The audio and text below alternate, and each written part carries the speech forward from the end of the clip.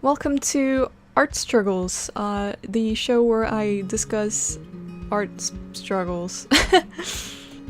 I need a better intro line for that, don't I?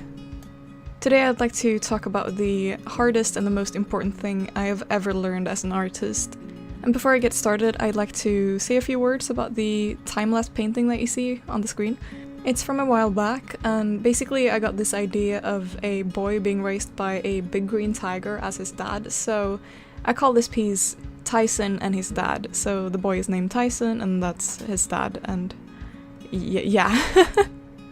I'm one of these kids who always drew, always created something. My mom loves telling this story about how when we were on vacation when I was 4, they had to almost drag me out of the place where we were staying because I'd rather tend to some craft than exploring and seeing things. Naturally, as I started school, I became recognized as the best at drawing.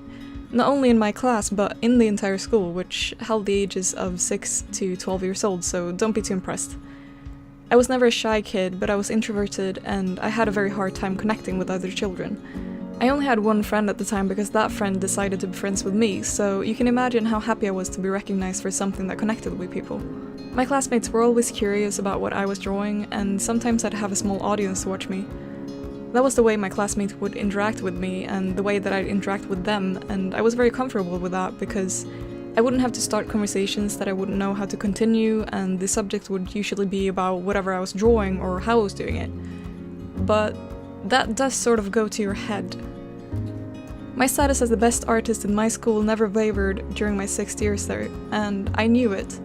I knew I was the best. I loved that my classmates were amazed with my skill, and I loved the attention I got for it.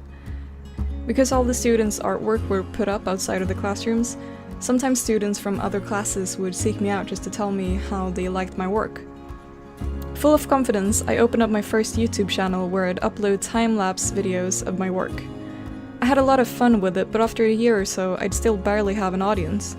I looked at my favorite drawing accounts and thought that since they have 7,000 subscribers and they've been active for 5 years, all I'd have to do was to keep posting for 5 years until I eventually got there. So I kept drawing. I did improve, but to an extent, and I got into animation. My audience did grow, but very slowly. It seemed it just wasn't happening for me, but how can that be? Those classmates I had loved my art, and fact was that I was the best at my school.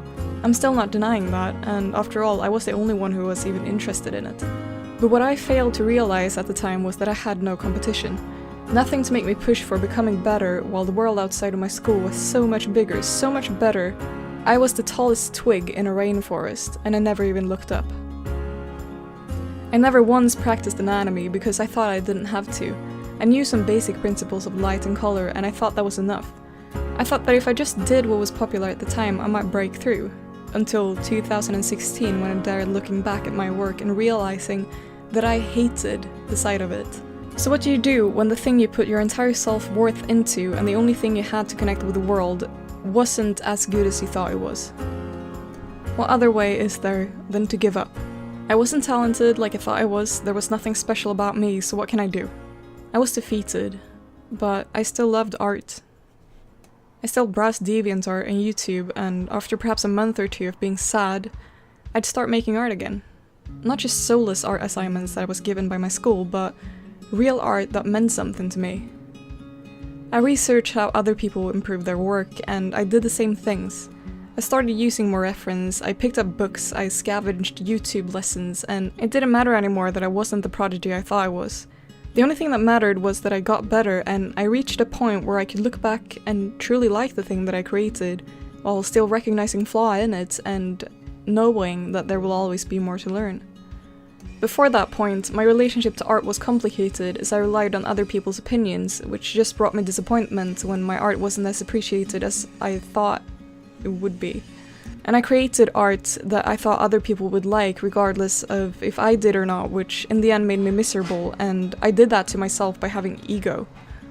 And if you are that person who was always the best, I'm telling you that finding humility is the most important lesson you'll ever learn.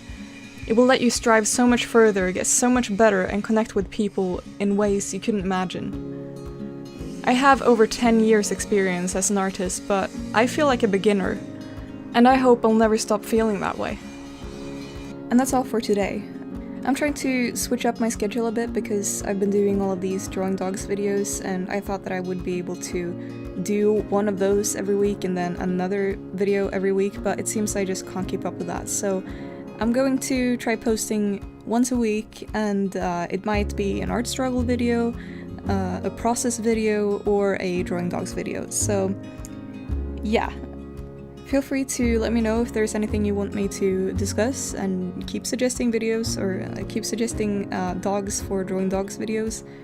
And as usual, I have all my social links in the description, and I have some prints available, and I also do Patreon, where I do monthly tutorials and that sort of content, so please check that out if you're interested in that kind of stuff. So yeah, see you next week.